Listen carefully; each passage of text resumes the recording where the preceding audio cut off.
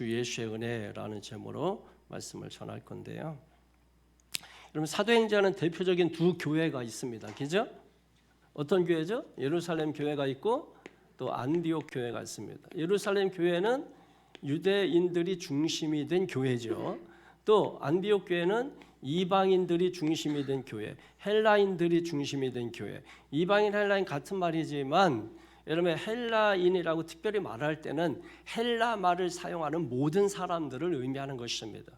그래서 여기에는 인물로는 베드로가 중심이고 여기는 바울이 중심이죠. 그래서 성경을 보면은 12장까지고 13장에서 28장까지 이렇게 기록되어 있는 것입니다.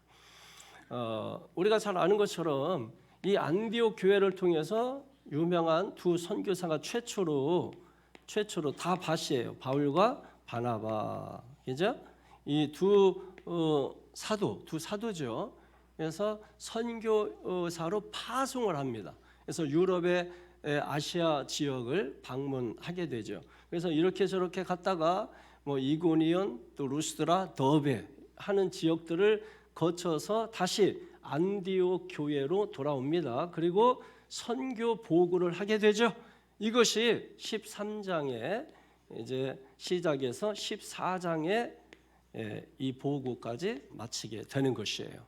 그런데 이런 이 안디옥 교회가 성령 충만하고 바나바를 선교사로 파송하고 막 이런 교회인데 이런 교회에 어둠의 세력이 침투해서 교회가 갑자기 막 흔들리기 시작했단 말이에요.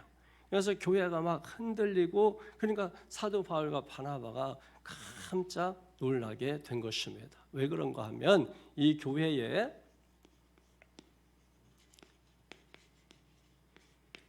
유대주의자들이 교회에 들어왔기 때문에 그래요. 이 사람들은 어디에서 온 사람들이냐면 모교, 우리가 이제 보통 모교회 이렇게 얘기하잖아요. 그 모교회라고 하는 것은 어머니 교회라는 뜻이잖아요. 그 교회는 예루살렘 교회입니다. 이 예루살렘 교회에서 이 유대주의를 따르는 사람들이 어디 왔냐면 안디옥 교회에 오게 된 거죠. 와서 이 사람들이 한 일이 뭐예요? 할례를 받아야 된다. 그리고 또 하나는 율법을 지켜야 된다. 할례를 받아야 율법을 지켜야 구원받는다. 이 사실들을 증거하고 있는 것입니다. 이게 언제 이런 일이 있었냐면 사도 바울과 바나바가 뭐예요? 선교 여행을 간 사이에 예루살렘에서 사람들이 와가지고 빈틈을 비집고 들어와가지고 이 잘못된 복음을 전하게 된 것입니다. 사도 바울과 바나바가 나중에 와서 깜짝 놀래죠. 변론을 하고 이 문제를 어떻게 할까? 그래서 이제 어디로 가게 되면 이 문제를 가지고 예루살렘 교회로 이 문제를 가지고 갑니다. 예루살렘 교회에 이 문제를 가지고 가서 예루살렘 교회에서 회의를 하는 거예요. 이 문제를 가지고 어떤 문제입니까? 이 할례와 율법을 지켜야 구원받는다는 문제. 그동안에 바울은 어떤 걸 전했죠? 오직 믿음으로 구원을 받는다 했는데 이게 충돌이 된 겁니다. 그래서 어떻게 하면 좋은가 해서 이거를 예루살렘 교회로 가지고 간 거예요. 거기서 종교회의가 일어나게 되죠. 그걸 우리가 제1차 예루살렘 종교회의라고도 하고 그리고 제1차 예루살렘 공의회라고도 하는 것입니다. 그래서 여러분이 기본적으로 이건 역사적인 거니까 잘 알 필요가 있어요. 이 예루살렘 이 회의가 너무나 중요한 게 이 회의가 없었다면 사도행전 16장부터는 있으나 마나한 거예요. 있을 필요도 없어요. 왜 이 문제가 해결이 안 되는가? 구원의 문제. 그러니까 오늘 15장은 결국은 어떤 문제를 다루고 있냐면 구원론을 다루고 있다. 구원의 문제를 다루고 있다. 자, 구원론인데 자, 1절 한번 내용을 한번 보겠습니다. 1절 시작. 어떤 사람들이 유대로부터 내려와서 형제들을 가르치되 너희가 모세의 법대로 할례를 받지 않으면 능히 구원을 받지 못하리라 하니 아멘. 말도 안 되는 소리를 지금 하고 있는 겁니다. 말도 안 되는 소리, 우리는 모교에서 왔습니다 이러면서, 사람들이 뭐 모교에서 왔다니까, 예루살렘 교회에서 왔다니까 마음이 확 열리잖아요. 그러니까 그들이 하는 말을 귀담아 듣는 것입니다. 그런데 듣는 사람들이, 사실 사도 바울이 다소에 있을 때 바나바가 사람들이 막 모이니까, 그래서 바울을 데리고 와가지고 1년 동안 같이 공동 목회하다가 선교사로 파송 간 것이거든.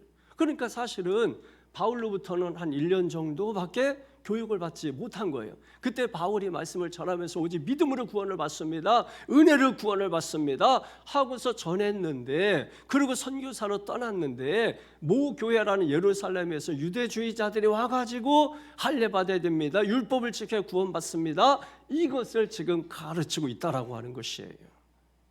이게 얼마나 사도 바울과 상충되는 그런 복음이에요. 엉뚱한 복음을 지금 전하고 있는 이 사람들 누구냐? 24절에 보니까, 24절에 시작. 들은즉 우리 가운데서 어떤 사람들이 우리의 지시도 없이 나가서 말로 너희를 괴롭게 하고 마음을 혼란하게 한다 하기로. 아멘.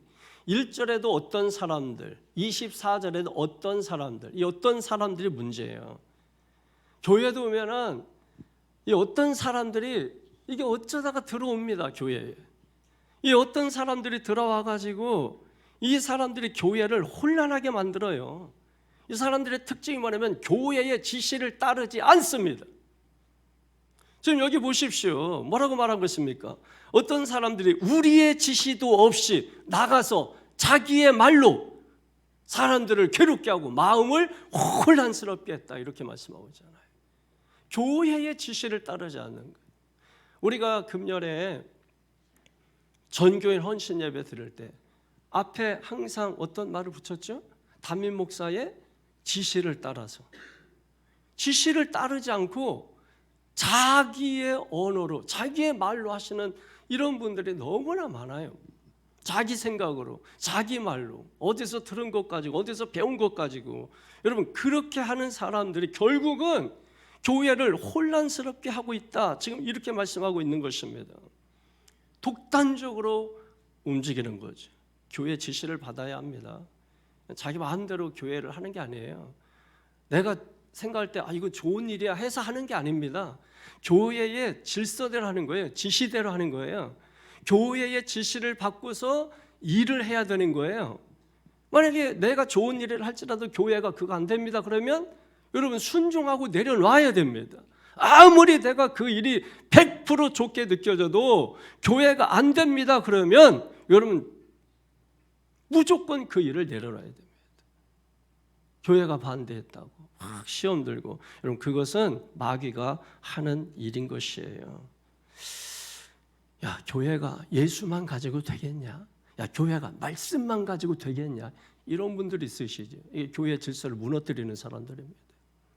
교회가 뭐 봉사도 해야 되고 구자도 해야 되고 선교도 해야 되고 친교도 해야지 말이야. 교회가 무슨 뭐 예배만 드려서 말씀만 가지고, 여러분 이런 사람들이 반드시 있어요. 이런 사람들이 지금만 있는 게 아니라 초대 교회 때도 이런 사람들이 있었다라고 하는 것이에요. 그러니까 아직 믿음이 제대로 세워지지 않은 사람들, 아직 말씀의 기초가 다 닦아지지 않은 사람들, 그 말 들어보니까 그런 것 같아. 그래, 그런 것 같아. 그렇지. 교회가 뭐 예배만 드린다고 교회인가? 봉사도 해야 되고 구제도 해야 되고 사랑도 나눠야 되고 친기도 해야지. 뭐 교회가 뭐 맨날 예배만 드려? 맨날 뭐 말씀만 해? 여러분 어떻습니까? 할 수 있죠. 이것도 하고 저것도 할 수 있죠. 그런데 정말 해야 되는 것을 하지 않고 이것저것 하면 그것은 하나만한 일이 되는 것이에요. 정말 해야 되는 일을 하고 하지 않아도 되는 일은 안 해도 문제가 생기지 않습니다. 그런데 정말 해야 되는 일을 빼고 하지 않아도 되는 일을 했을 때는 반드시 교회는 문제가 생기게 되는 것입니다. 그래서 여러분 말을 잘 들어야 되는 것입니다. 어떤 말을 들어야 되는 것입니까? 교회에서 하는 말을 들어야 되는 거예요. 교회에서 하는 말을 잘 듣고 그 지시를 잘 듣고 독단적으로 하지 않아야 되는 것입니다. 내가 하는 말이 자기가 독자적으로 하는 말인지를 잘 돌아봐야 돼요. 그리고 성도들은 분별을 하셔야 돼요. 왜냐하면 내가 하는 말도 교회가 했다 이렇게 말하면서 전달할 수 있기 때문에 분별을 해서 들으셔야 돼요. 여러분, 제가 그렇게 시험 드시는 분들을 많이 봤거든요. 그러니까 말이라고 다 말이 아니죠. 참말이 있고 거짓말이 있고 헛된 말이 있고 그렇잖아요. 그렇기 때문에 분별을 하셔야 돼요. 무조건 다 들으면 안 되는 거죠. 그래서 교회 장로님들은 이게 어떤 사람들을 잘 감시를 해야 돼요. 어떤 사람들. 그래서 이 교회 지시도 따르지 않으면서 자기의 세를 만들려고 하고, 여러분 이것은 결코 여러분 하나님의 교회를 생각하는 것이 아니다. 2절 한번 보세요. 2절에 시작. 바울 및 바나바와 그들 사이에 적지 아니한 다툼과 변론이 일어난지라 형제들이 이 문제에 대하여 바울과 바나바 및 그 중에 몇 사람을 예루살렘에 있는 사도와 장로들에게 보내기로 작정하니라. 자, 지금 여러분 이게 바울하고 바나바하고 싸울 일입니까? 이 바나바가 바울이 그 교회 담임 목사입니다. 그런데 담임 목사와 지금 성도들이 싸우고 있는 것입니다. 다툼을 하고 변론이 일어난 겁니다. 어떤 문제 가지고? 구원론에 대한 이 문제를 가지고 지금 변론을 하고 있는 거예요. 그러니까 지금 이 안디옥에서 터진 이 문제를 어디로 가져가요? 예루살렘 교회로 가지고 간 것입니다. 그래서 이 종교 회의가 열린 것이 1절에서 21절까지 나와 있는 거예요. 그리고 그 종교 회의를 마치고 결론이 난 내용을 편지로 적어가지고 바울이나 바나바가 안디옥으로 돌아갈 때 편지를 써서 보낸 것이 22절에서 35절까지의 내용이에요. 그리고 36절에서 마지막 몇 절입니까? 41절까지는 어떤 내용이냐면 이제 2차 전도 여행을 떠나기 위해서 준비하면서 떠납니다. 그때 이제 어떤 일이 있었냐면 여러분 잘 아는 것처럼 바울과 이 바나바 둘이 다툼이 일어나요. 심히 다퉜다 성경이 기록하고 있는데 왜 다퉜죠? 이 마가라고 하는 이 요한이죠. 이 사람 때문에 그런 것입니다. 왜냐하면 밤빌리아에서 힘들다고 도중에 하차했어요. 선교여행 갔다가 난 집에 다시 돌아가겠다고. 성지 순례 갔다가 중간에 힘들다고 집에 간다고 돌아간 놈이에요. 그래가지고 바울은 한 번 배신한 놈은 또 배신한다. 안 된다. 반대했고 바나바는 그래도 기회를 주자. 이게 바나바 사역이라는 게 있죠. 또 바나바 사역 하여튼 잘 만들어. 하여튼 교회는 뭐 바나바 사역 해가지고 바나바 사역자이고 바나바는 정말 훌륭한 사람이에요. 바울에 묻혀서 그렇지 원래는 바나바와 바울 이런 식으로 나 바나바와 사울 그럼 바나바와 바울 하다가 이제 막 섞어 나와 중간 정도 오면은 이제 바울과 바나바 뭐 이런 식으로 나중에는 이제 굳어져요. 바울과 바나바 이렇게 됩니다. 바울에게 묻혀서 그러지 바울을 빛으로 이끌어낸 사람이 바나바예요. 이 바나바는 굉장한 위로의 아들이면서 동시에 아주 그 훌륭한 그런 목회자였습니다. 그런데 이 바나바하고 이 마가 관계가 뭐냐면 조카뻘이에요. 조카. 그래서 이 바나바는 이 마가를 데리고 가고 바울은 이 실라를 데리고 갑니다. 그래서 얘들은 이제 구브로로 가죠. 이 구브로 자기 고향으로 바나바의 고향이죠. 구브로, 키프루스, 사이프러스.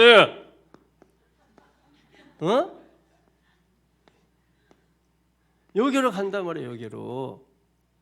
그래서 여기로 가고 여기는 이제 다시 1차 전도 여행 했던 곳. 얘들하고 반대. 얘들은 배 쪽으로 가고 배 타고 가고 여기는 육로로 가고 이제 거꾸로 가게 되는 거죠. 싸웠으니까 같이 갈 수는 없잖아요. 같이 배 타고 갈 수 없잖아. 서로 다른 길로 가게. 그 내용이 이제 36절에서 마지막 41절까지 내용입니다. 그건 이제 이미 지금 전해 드린 거예요. 자, 그래서 다시 우리가 오늘 본문에서 정말 핵심 중요한 게 뭐냐면 11절입니다. 11절. 시작. 그러나 우리는 그들이 우리와 동일하게 주 예수의 은혜로 구원받는 줄을 믿노라 하니라. 아멘. 주 예수의 은혜로, 주 예수의 은혜로 구원받는다. 믿습니까? 주 예수의 은혜로 구원받는다는 것이. 이걸 믿노라. 구원받는 주를 믿노라. 뭘로 구원받는다고요? 주 예수의 은혜로 구원받는다고. 은혜로. 그런데 지금 유대 율법주의자들은 뭐로 구원받는다고 말하고 있어요? 응?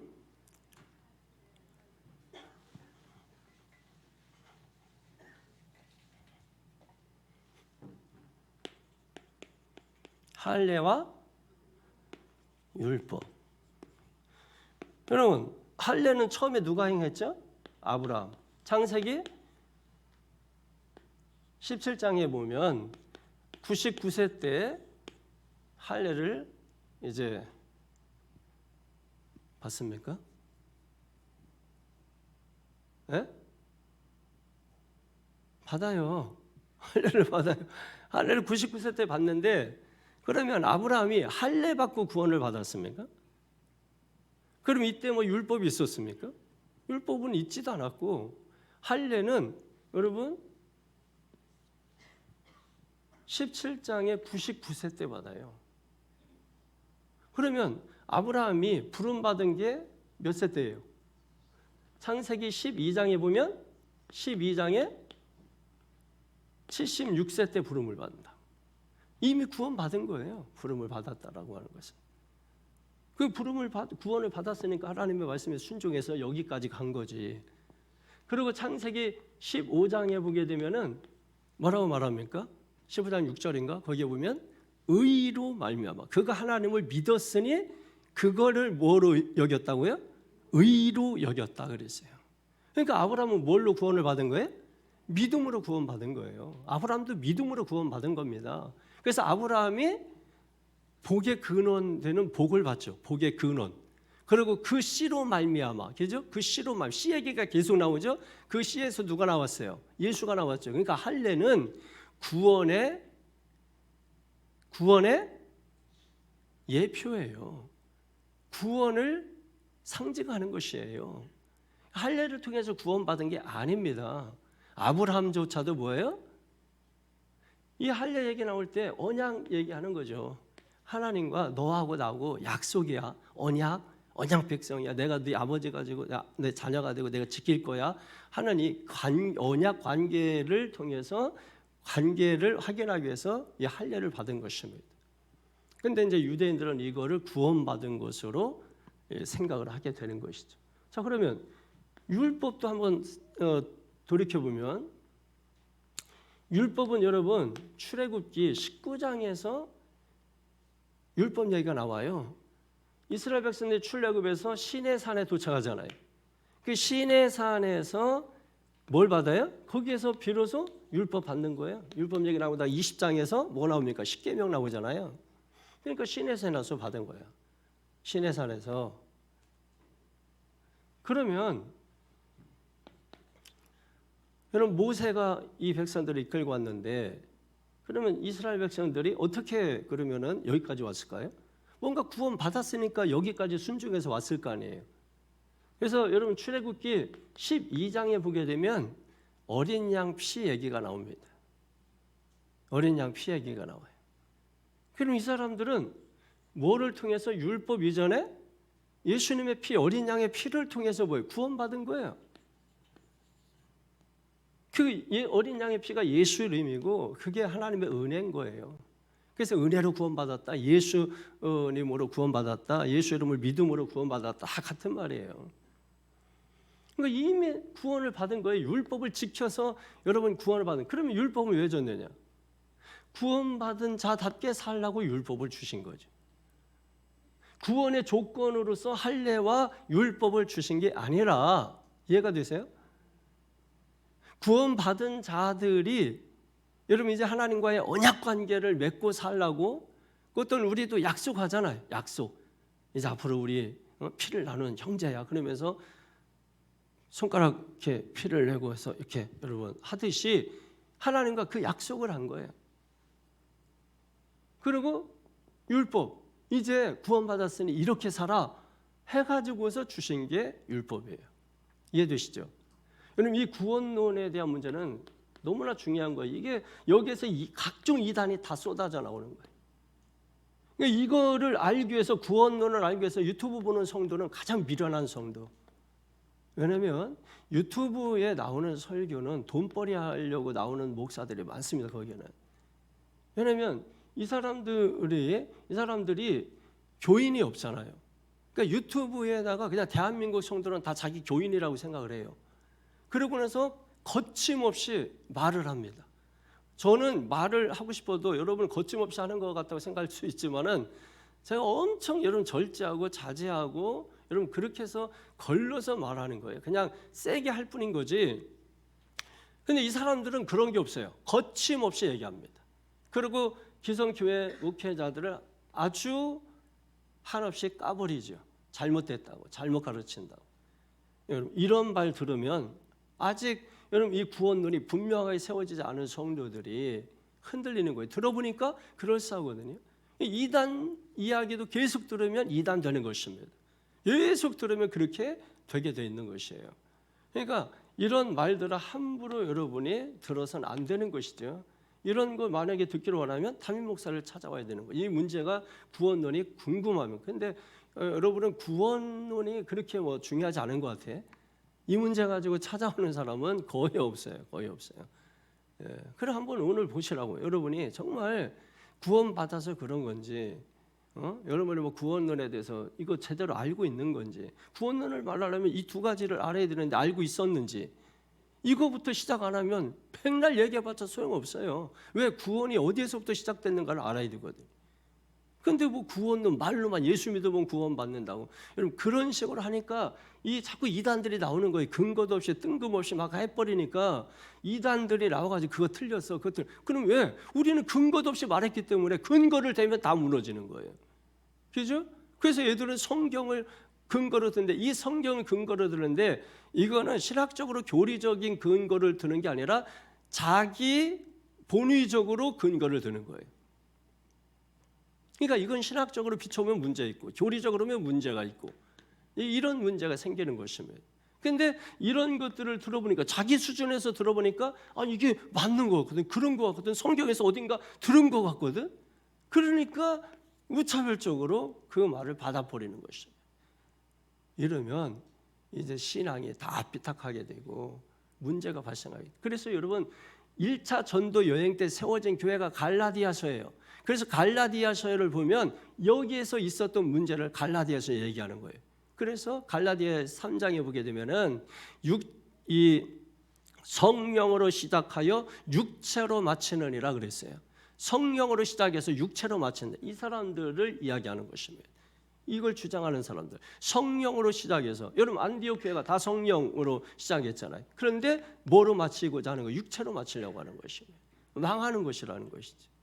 그러니까 성령으로 시작해서 이런 거 받아들이는 사람들이 다 이단 받아들이는 사람들이 성령으로 시작했다가 다 육체로 마치는 것입니다.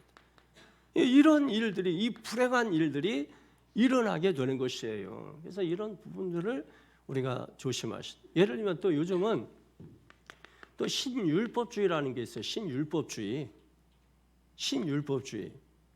그러니까 신율법주의는 뭐냐면 예를 들면 인간의 어떤 노력이나 순종이나 사랑 이런 것들을 강조해요.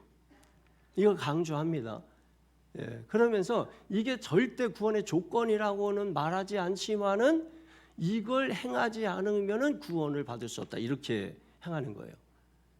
그러니까 이렇게 말함으로 인해서 율법을 부드럽게 해버립니다. 율법을 사랑이라고 말하면서 예를 들면은 이걸 부드럽게 만들어 버리죠. 그러니까 사람들이 뭐예요? 듣기 좋거든. 율법인데 야 이렇게 부드러워. 율법을 설교 들을 때는 딱딱했는데 야 이렇게 귀에 쏙쏙 들어와. 부드럽게 해놓는 거예요. 예? 그래서 나중에 딱 계속 듣다 보면은 이거 없이는 구원이 없다. 이런 얘기가 되는 거예요. 결국은 여러분 성경은 어떻게 가르칩니까? 사랑이 중요하지만 사랑은 구원의 열매예요. 그러니까 여러분 보세요. 구원받은 성도들 정말 사랑이 있습니까? 물어볼게요. 여러분이 그렇게 사랑이 다 넘쳐서 다 이해하고 다 받아들이고 막 원수도 사랑하고 그렇게 해요? 여러분이 보시라고 정확하게 여러분이 보시라고. 이 율법주의 유대주의자들은 여러분 특징이 뭐냐면 이 사람들은 경건을 말합니다. 은혜를 얘기 안 해요. 경건을 얘기합니다. 왜 유대인들 보십시오. 그 다음에 특별히 바리새인들, 오늘 5절에도 나오죠. 바리새파 사람들이라고 나오죠. 이 사람들은 바로 유대주의 아주 굉장히 철저한 사람들이거든요. 이 사람들이 하는 얘기는 늘 뭡니까? 경건을 얘기해요. 경건. 그래서 이 사람들은 늘 경건하죠. 경건 생활 뭐 이런 거 좋아하시는 분들은 대부분 율법주의자일 가능성이 많아요. 은혜주의자들은 은혜를 이야기하죠. 경건은 여러분 우리가 정말 우리가 다 경건합니까? 경건 못하죠.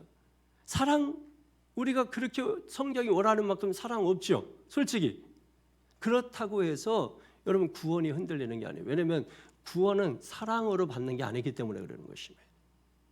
순종도 마찬가지예요. 우리가 순종이 필요하죠. 순종해야죠. 그러나 순종이 구원의 조건입니까? 순종해서 우리를 구원했습니까? 경건해서 우리를 구원했습니까?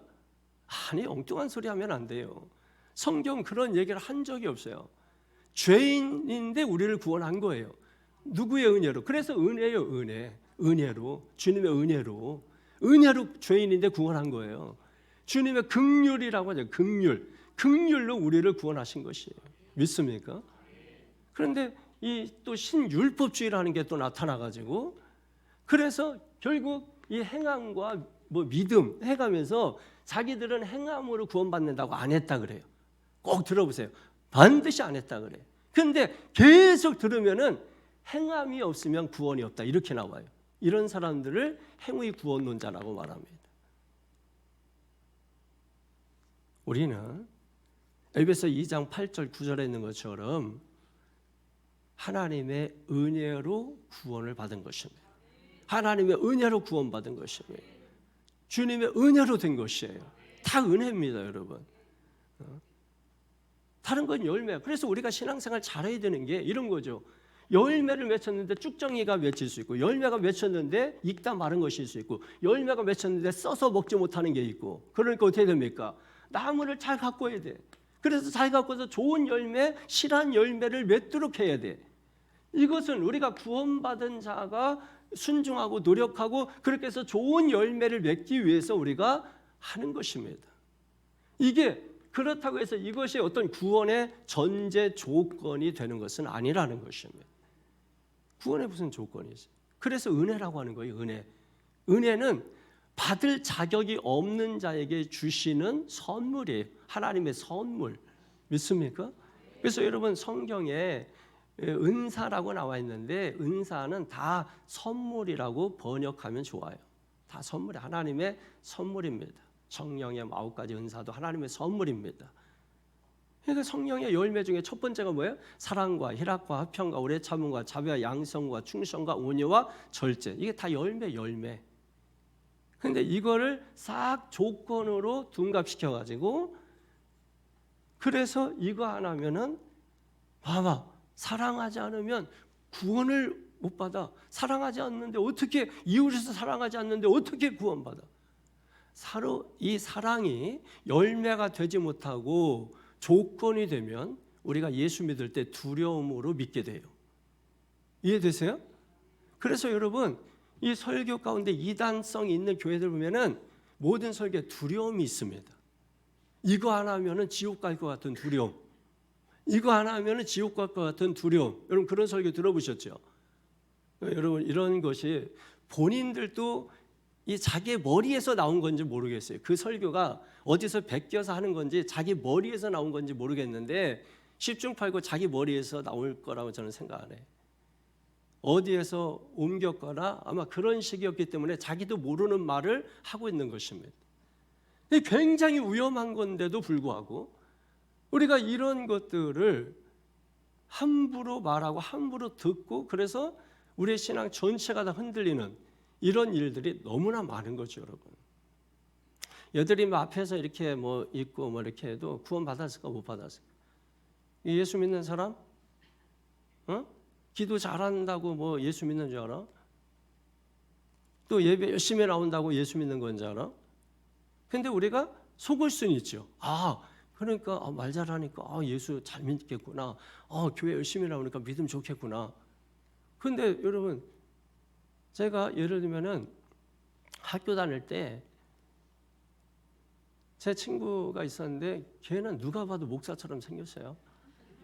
걔 막 이렇게 꾸부정하게 다니고 안경도 막 이렇게 태도 막 두꺼운 거 끼고 막 눈도 껌뻑껌뻑이고 그리고 뭐 이게 뭐 고등학생이 무슨 지가 아버지 가방 까만 거를 이걸 왜 가지고 다니냐고. 그러니까 다 누가 봐도 교회에서 아주 목사들 애라고 생각을 하고 그러고 나서 또 얘 교회 한 번도 안 빠져. 기도하면 얼마나 열심히 기도하고 이러는지. 근데 저는 그 비 오는 날도 하얀 바지 입고 그 나이키 하얀 운동화 신고 그래서 막 교회 오고 있는 뭐 없는 뭐 다 부리고 그리고 교회 온단 말이에요. 교회에서는 도시애가 왔구나 이렇게 생각을 했단 말이에요. 그러니까 사람들이 볼 때 너는 날라리고 얘는 목사감이고 너는 날라리고 얘는 목사감이고 부흥 강사가 와도 걔 보고 항상 목사들에 그러고 나는 쳐다보고서 날라리라 그러고. 근데 여러분 저는 목사가 됐고 걔는 완전히 세상으로 나갔어요. 완전히 세상으로 나갔어요. 세상으로 나가가지고 얼마나 악해졌는지 몰라요. 저를 지금도 안 만나요. 그때 헤어지고 저를 안 만나요. 명절 때도 피해서 가고 그러면서 안 만나. 지금까지도 안 만나. 이 얘기는 이제 친구한테 이렇게 알아서 이렇게 들어오면 어디에서 산다 그러고 어디에서 이렇게 산다 그러고 또 어떻게 산다고 뭐 다 들리는데 좋지가 않아요. 상황이 너무 안 좋아요. 보십시오.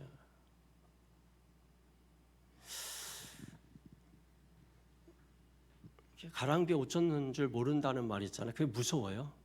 저도 사실 뭐 구원 받았을 때 뭐 몇 년, 몇 월, 며칠, 몇 시에 구원 받았다 사실 몰라요.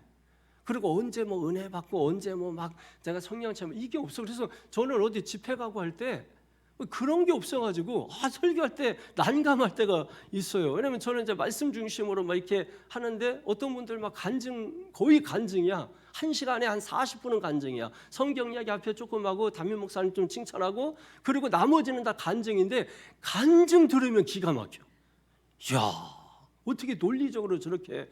저는 간증 얘기하면은 지금처럼 보세요. 아무 감동이 없어. 그냥 어떤 놈이 있었는데 그 자식은 그냥 엉뚱하게 되고 나만 잘 됐다 뭐 이러면서 이제 별로 감동이 없어. 그런데 진짜 이 간증을 기가 막히게 코가 막히게 하시는 분들 보면은 진짜 어떤 때는 와 너무너무 본받고 싶어. 막 어떻게 저렇게 말을 잘해서 눈물 콧물 다 쏟게 하지 막 뭐 이렇게. 근데 여러분 우리가 아셔야 돼. 아리스토텔레스가 얘기한 것처럼 로고스, 에토스, 파토스 이 세 가지가 있는 거예요. 한쪽 부분만 여러분 강조하고 한쪽 부분만 하면 신앙이 문제가 생깁니다. 우리의 인격도 인격이라고 하는 것은 지식, 감정, 의지를 인격이라고 하는 것인데 감성적인 부분만 타치해가지고 그래서 요즘 공감이라는 말을 자주 사용하면서 그래서 뭐 이렇게 해가서 좋아요 여러분. 그런 부분도 좋지만은 그러나 그것만 강조한다면 그 신앙은 상당히 왜곡되기 쉽습니다. 여기도 예를 들면 율법주의자들이 잘못된 거 가르치는 게 아니에요. 할례 율법 뭐가 나쁩니까? 지켜서 나쁠 거 없지요. 그런데 이게 구원의 조건으로 주장한다면 상당히 문제가 되는 거지요. 왜 이 자체가 할례 같은 경우가 문제가 되는가 하면 여러분 이런 겁니다. 지금 이방인들, 헬라인들은 지금 어떻게 해서 지금 예수 믿었죠? 이 사람들은 바울, 바나바 설교 듣고 예수 믿으면 주님의 은혜로 구원됩니다 해서 믿어서 지금 교회 열심히 나오고 있는데 야 니들 그거 구원받은 거 아니야? 할례 받고 율법 지켜야 구원받아. 이러니까 얘들이 이게 뭐지? 할례 다시 받아야 되나? 뭐 이게 율법 지켜야 되나? 하고 막 혼선이 지금 일어난 거 아니에요. 그런데 할례를 받으라. 우리는 간단하지. 그냥 세례, 할례가 세례인가 뭐 이러면서 세례 받는 게 뭐가 어려워하지만은 여러분 이때 당시에는 의술이 발달되지 않은 때잖아요. 의술이 발달되지 않았기 때문에 할례는 남성의 표피를 잘라내는 거잖아요. 그러면 그거를 잘라내면은 다 감염이 돼. 10중 8구. 그래서 감염이 돼서 할례를 받고 감염돼서 죽은 사람들이 그때는 수두룩한 거야. 할례 받고.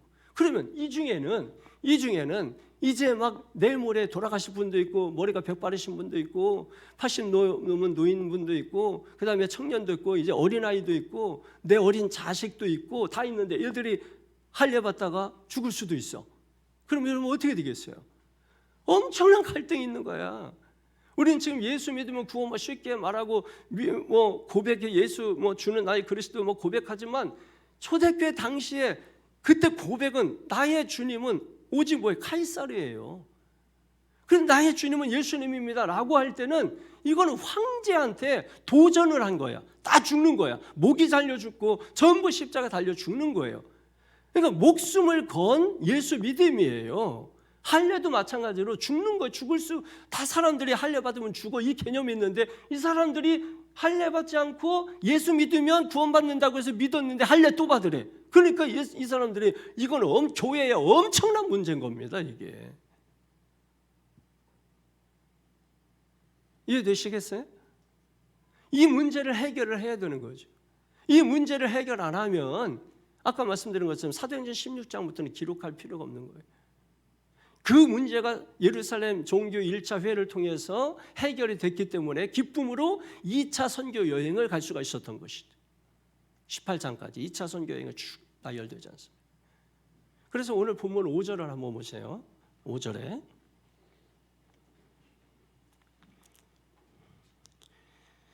시작. 바리새파 중에 어떤 믿는 사람들이 일어나 말하되 이방인에게 할례를 행하고 모세 율법을 지키라 명하는 것이 마땅하다 하니라. 이 바리새파 사람들, 모세 율법, 유대교 전통을 아주 지나치게 중시하는 이 사람들을 의미하는 것입니다. 그런데 예루살렘 교회에 그때 강력한 리더십은 누구였냐면 베드로였죠. 베드로가 놀라는 거예요. 아니 내가 저렇게 가르쳤나? 여러분 우리 성도들 중에도 제가 엉뚱한 소리 하고 다니고 막 이러면, 아니 저 사람 내가 저런 식으로 가르쳤나? 여러분 그렇게 탓하지 않겠습니까? 그리고 안디옥 교회 누가 목회했습니까? 바울과 바나바가 협동 목회했습니다. 그게 기간이 뭐 1년이라 할지라도 바나바는 그 전부터 있었고, 그러면 우리가 이렇게 가르쳤나? 여러분 갈등이 있지 않겠어요? 그래서 이 안디옥에서 터진 문제가 모교회인 예루살렘까지 가게 돼서 거기서 이제 회의가 일어나게 된 거죠. 너희들 왜 자꾸 이 사람들을 괴롭게 하느냐? 왜 이 사람들의 마음을 혼란스럽게 하느냐? 그리고 왜 이 사람들이 지지 않아도 되는 멍에를 자꾸 메우느냐? 이 이야기가 쭉 6절 이하에 계속해서 나오는 것입니다. 여기 보게 되면 누가 말하냐면 6절 이하에 보면 베드로가 말합니다. 그리고 12절에 보면 바나바와 바울이 함께 말합니다. 그리고 13절에 보면 야고보가 말합니다. 하나예요. 그 내용 결과는 하나입니다. 하나. 뭐예요? 예수를 믿음으로 구원받는다. 주님의 은혜로 구원받는다. 이 다 여러 사람이 얘기하자면 하나를 얘기하고 있는 것입니다. 예, 그래서 여러분이 14절을 보면 하나님이 처음으로 이방인 중에서 자기 이름을 위할 백성을 취하시려고 그들을 돌보신 것을 시몬이 말하였으니, 여기 시몬이 말했다 했을 때 이 시몬이 베드로죠. 시몬이 시몬 베드로입니다. 그러면 이 베드로가 아까 제가 좀 전에 어디 말했다고 했어요. 7절에서 11절까지 베드로의 말을 말한 거예요. 근데 여기 시므온이라고 이야기를 한 거죠. 시므온. 다 의미가 있죠, 여러분. 시므온이라고 하는 이름은 히브리식 이름이에요. 히브리식. 유대인의 말이죠. 히브리어로 이제 시몬이라고 하는 거예요. 시몬.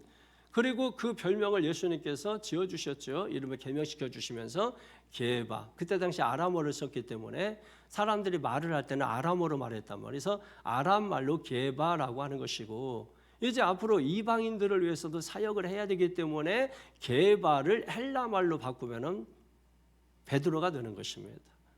페트로, 베드로, 피터 영어로 말하면. 지금 몇 개 국어를 제가 하고 있잖아요. 히브리어, 헬라어, 아람어, 영어, 지금 우리말까지 해서 5개 국어를 그냥 왔다 갔다 막 하고 있잖아요, 여러분.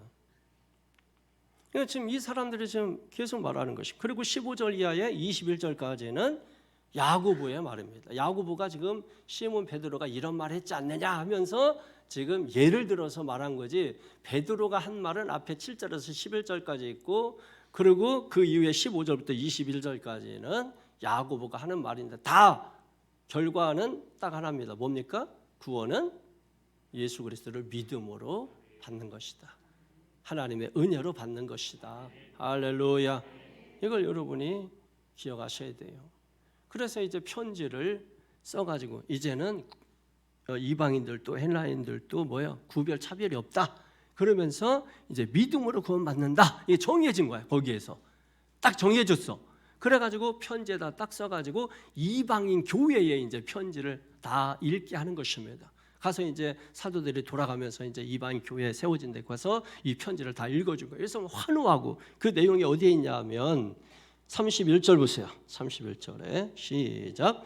읽고 그 위로한 말을 기뻐하더라. 할렐루야. 할렐루야. 여러분, 복음은 예수 믿음은 기뻐하는 것입니다. 기뻐하는 거예요. 이게 복음이에요. 예수 믿음이에요. 기쁨이 있습니까? 항상 기뻐하라. 할렐루야. 이게 기뻐하라. 그래서 기뻐하는 게 아니고, 예수 믿으면 내 속에서 자연히 기쁨이 흘러나오는 거예요. 이런 죄인이, 이런 아무것도 아닌 자가, 내가 할례를 받았어도 아니고, 내가 율법을 지켰어도 아니고, 나는 죄인인데 지킬 수도 없죠.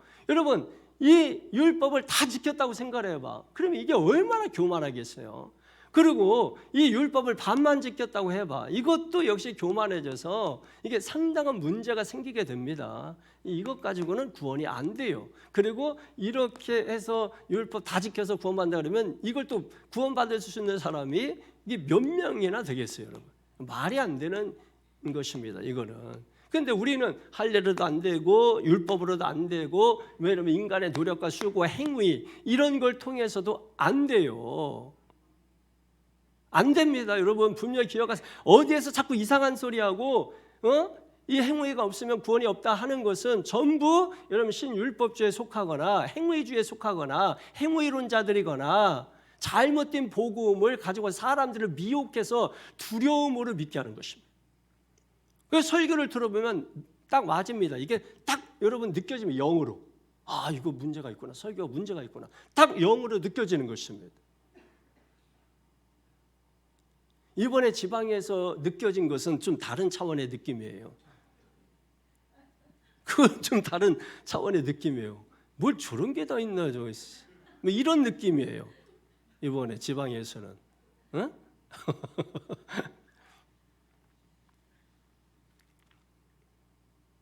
그냥 보세요. 모든 걸 다 피로 가면, 등피, 다리피, 옆구리피,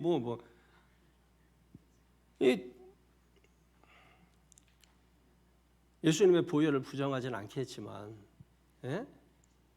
그걸 모든 것에 그렇게 적용해야 되면, 여러분, 그 교회 성도님들은 맨날 피 빼가지고 힘이 하나도 없어.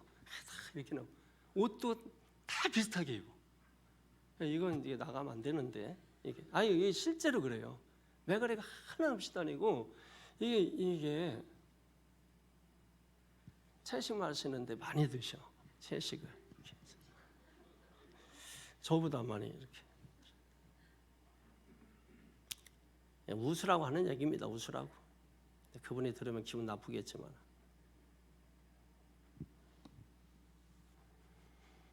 우리는 할례도 안 받고 율법도 지키지도 못하는데 구원시켜줬잖아. 얼마나 감사해. 이게 안에서 흘러나오지 않아? 아니, 밥 그렇게 2공기만 먹어도 배가 부르다고 막 그냥 조금 먹고도 또 이만큼 덜어내고도 조금 먹고도 배부르다 그러면 꼴비잖아요. 근데 막 그러면서도, 아니 말씀을 그렇게 먹고도 배가 안 불러. 아주 진짜. 그러니까 제가 이 가짜들아 얘기하는 거예요. 아니, 저는 성경 하나만 읽어도 제가 막 너무 은혜가 되고, 막 성경 하나만 봐도 막 너무 진도가 안 나가. 저는, 여러분은 성경 1년에 몇 도가 한다고 하는데 저는 진도가 안 나가. 창세기 1장 1절 놓고서 며칠을 가니까. 그 한 절 그걸 놓고서 며칠을 가니까 그거 연구하다가 아예 성경책을 따로 새로 사. 그거 1장 1절 때문에.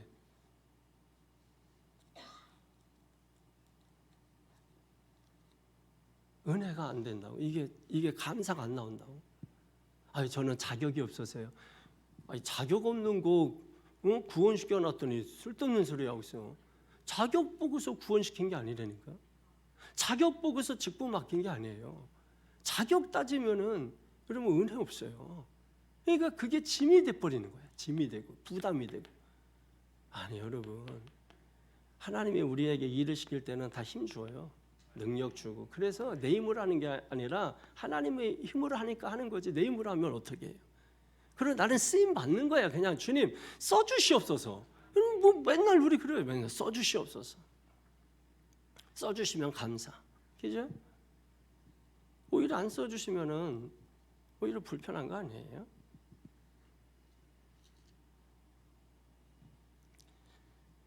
내 안에서 기쁨이 막 흘러넘쳤는데 지금 여기 기쁨이 얼마나, 그 위로한 말을 기뻐하더라. 그냥 편지만 읽어줬는데 기뻐해. 아이고, 이거 뭐 1시간 설교해도 뭐. 원래 내 계획은 내일 우리 자녀 결혼식이라면 제대로 그냥 뭐 예배하겠지만은 또 성일이 결혼식이라 짧게 하려고 그랬거든요. 그래 이제 그렇잖아. 자녀 결혼식 때문에 예배를 짧게 한다. 이거는 욕 먹지. 근데 우리 교회 청년이 결혼식이다. 그래서 오늘 좀 일찍 돌아가서 좀 쉬고 내일 좋은 컨디션 가지고. 그리고 애들 결혼하는데 왜 여러분들이 지금 막 음식 조절하시고 막 왜 이렇게 외모를 가꾸시고 옷 사고 왜 그러시는 거예요? 신랑 신부를 좀 띄워주십시오. 내일은 아무것도 꾸미지 말고 그냥 대충 하고 와. 대충 그냥 치약 이렇게 바르고 오고. 그래서 신랑 신부를 띄워줘야지. 왜 여러분이 살 빼고 여러분이 왜 왜 갑자기 막 식단 조절하고 왜들 그러시는 거예요? 우리는 사나 죽으나 주님을 위해서, 주님을 위해서. 믿습니까? 빌립보서 1장 21절에 사나 죽으나. 믿습니까? 네. 주님을 위해서 우리가 산다면 그게 얼마나 큰 기쁨이에요. 자격 없는 나를 구원해 주셨는데, 사랑 없는 나를 이렇게 사랑하셔서. 그러니까 여러분, 내가 사랑이 없어도 구원에 의심하지 마세요. 사랑 없어도 하나님은 애초에 우리 사랑 보고 구원하신 게 아니에요. 우리가 뭐 대단해서 하나님이 구원하신 게 아니야. 이건 뭐 사랑도 하나도 없어. 그래서 뭡니까? 구원해가지고 하나님의 사랑을 부어주는데 그것도 안 받으려고 그래. 또 이 사랑 받으면 손해볼 것 같아. 내 거 내놔야 될 것 같고. 그래가지고서 안 받으시는 인간들. 이건 인간이죠. 홍익인간. 예? 그런 거 아니에요. 그러니 여러분, 그런 사람들 데리고 목회하는 목사도 대단하고, 그런 소리를 들으면서도 또 끝까지 버티고 있는 인간들도 대단한 거고, 그 모두를 구원하시는, 그리고 절대 포기하지 아니하시는 구원의 초점을 하나님께 두셔야 돼. 우리한테 두지 마요. 은혜 안 돼. 예? 다 소멸해. 안 돼. 다 하나님께. 뭐 하면 다 하나님. 지금 여러분, 얼마나 이게 감사한 일이야. 2차 전도 여행 신나서 떠난 거야. 생각을 해보시라고. 예? 이게 올림픽 가서 뭐 금메달 땄다고 생각하면 돼. 그래서 지금 외국 갔잖아.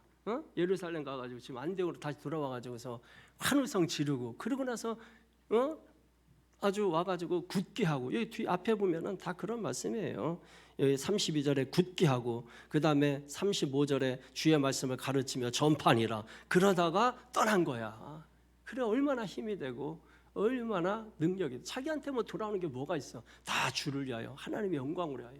그럼 우리 아이들 갔다 왔지만은 사도 바울 순교교회, 순교당 목이 잘려가지고 참수당해서 그 묘 봤어, 저기 뭐 이거 봤어, 이거 거기가 목이 잘려서 계단 굴러가지고 떨어진 자리가 그 관이 있는 자리. 누구를 위하여? 주를 위하여. 근데 예배 시간에 자면 되겠어요? 또 이런 사람들, 하나님은 사랑하시는 자에게 잠을 주시네. 막 이러면서. 그래도요, 이게 참 놀라운 게 이게 듣는 게 꼭 귀로만 듣는 건 아니야. 대갈박으로도 듣고 이게 몸으로도 들어요. 그래서 얘들이 다 자는 것 같은데 나중에 물어보면은 다 대답해. 그냥 잠만 잤을 뿐이야. 그래서 잠을 자도 교회 와서 자는 게 유익한 거야. 그러니까 잠을 여기서 자더라도 너무 나무라지 마시고 그냥 깨워줘. 깨워주기만 하면 돼요. 그게 대단한 거야. 감사한 거예요. 자녀들이 이렇게 해서 가랑비 어쩌는 줄 모르다가 나중에 얘들이 이렇게 성인이 되고 그러면은 믿음이 자기도 모르게 들어와 있는 거야. 그래가지고 얘들이 봉사하고 찬양하고 애들이 목사 되겠다고 하고 나중에 그러는 거죠, 여러분. 우리 교회 학생들 중에서 목사도 많이 나오고 선교사도 많이 나오고 신학자도 많이 나오고 이런 역사가 있기를 바랍니다. 세상적으로만 막 성공하려고 하지 말고 하나님을 위해서, 하나님 나라를 위해서 내가 무엇을 할 것인가 고민하고 기도하는 가운데 하나님이 허락하지 않으면 안 돼. 너는 하고 싶어도 너는 안 돼. 그럼 막으면 안 돼. 근데 날라리라도 넌 해라 그러면 하기 싫어도 해야 돼. 저는 원래 목사 안 했으면은 대기업 회장하거나 아니면 호텔 여러 개를 각 나라마다 체인을 운영하겠죠. 근데 하나님께 목덜미에 잡혀가지고 목사 돼서 죄 많은 인간들 만나서 여러분 또 그렇게 부자도 아닌 성도들 만나서 저도 힘들게 살아가는 거 아닙니까? 여러분이 부자였다면 저도 부자 목사가 됐겠죠. 여러분이 가난해서 저도 가난한 목사로 겸손하게 살고 있습니다. 하나님의 은혜입니다. 할렐루야. 자, 기도하십시다. 오늘 이렇게 말씀이요 굉장히 중요한 거예요. 이게 성경이 사도행전이 쓰여지냐 안 쓰여지냐는 갈림길에 놓여 있는 이 예루살렘 이 종교 회의 너무나 중요한 것입니다. 이방인도 헬라인도 유대인도 차별이 없이 믿습니까? 차별이 없이 할렐루야. 갈라디아서 보면은 다 차별이 없이 그리고 오늘 본문에도 차별이 없이 하나님께서 사랑하시는 거예요. 유대인의 하나님도 되시고, 그죠? 이방인의 하나님도 되시고, 헬라인의 하나님도 되시고, 이방인 헬라인 구분하는 방법은 아까 말씀드렸죠. 하나님은 다 우리에게 은혜를 주시는 분이십니다. 우리가 구원받은 것은 행위로 잘나서 자격이 있어서 구원받은 게 아니다. 따라합니다. 은혜로 구원받은 것이다. 그래서 구원은 하나님의 선물이라 에베소 2장 8절 9절에 말씀하는 거예요. 은혜로 믿음으로 예수의 피로 구원받은 것입니다. 이걸 믿으시고 구원을 허락하신 하나님 앞에 감사하고 기쁨 충만, 은혜 충만, 말씀 충만, 성령 충만케 하여 주옵소서. 우리 간절한 마음으로 사모하며 통솔하기도 합니다. 주여